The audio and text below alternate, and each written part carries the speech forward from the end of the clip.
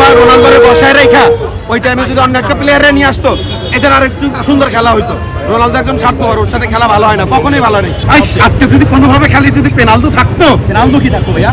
আমি একজন আর্জেন্টিনান ফ্যান, আমি খুবই আশা করছিলাম যে পর্তুগাল জিতবে এবং ভালো একটা পারফরমেন্স দেখবো আমরা, যেহেতু ক্রিস্টিয়ানো রোনালদো আর্জেন্টিনার সাথে দেখা হবে। আমি চাচ্ছিলাম যে বাগে বাগে একটা লড়াই হোক, শেষ করতে পারবে কিনা এটাই। যেহেতু লাস্ট ওয়ার্ল্ড কাপ আমরা চাইছিলাম যে সবাই ভালো করুক, কিন্তু আসলে পারতেছে না। কি করে সে কি করলো আমি বুঝলাম যে সে যায় না, এক জায়গায় স্টাক হয়ে দাঁড়ায় থাকে, চেষ্টাও করতেছিল না। মানে রেডি করে কেউ যদি দেয় সে খাবে, সে হচ্ছে একজন স্বার্থপর সেলিব্রিটি। শেষ ফিনিশ না, আমি পুরো দলের দেখলাম তাদের পারফরমেন্স অনেক ভালো ছিল। হয়তো রোনালদোরে বসায় রেখা ওই টাইমে যদি অন্য একটা প্লেয়ারে নিয়ে আসতো এদের আর একটু সুন্দর খেলা হইতো। রোনালদো একজন স্বার্থপর, ওর সাথে খেলা ভালো হয় না, কখনোই ভালো নেই।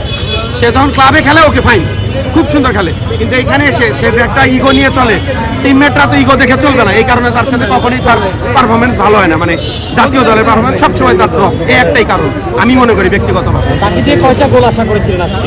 শুরুতে আশা করছিলাম দুইটা, যে তিনটা গোল হবে, সে দুইটা দিবে, কিন্তু আশাহত হয়ে গেল। সবচেয়ে হার্ড ম্যাচ আজকে যদি কোনোভাবে খালি যদি পেনাল্টি থাকতো, পেনাল্টি কি থাকতো ভাইয়া? যদি রোনালদো থাকতো তাহলে তো জিতেই যেতাম।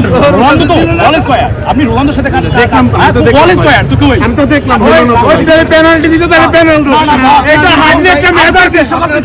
বিশ্বকাপ এর আগে বিশ্বকাপ দিচ্ছে সব প্ল্যান দিতে। না